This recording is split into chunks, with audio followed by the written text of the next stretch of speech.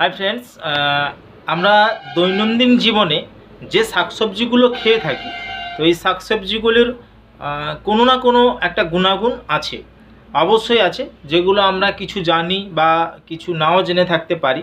তো আজকে সেই একটা কবিতার মাধ্যম দিয়ে আপনাদের শোনাবো। তো অবশ্যই ভালো লাগবে আপনাদের, আপনারাও জেনে যাবেন। ভালো লাগলে অবশ্যই লাইক শেয়ার কমেন্ট করবেন। শুরু করছি। বেতো শাকে বাত কমে, শুষ্নি বাড়ায় ঘুম।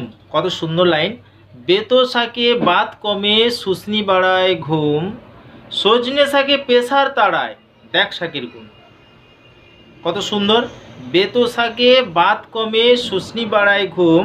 সজনে শাকে প্রেশার তাড়ায়, দেখ শাকের গুণ।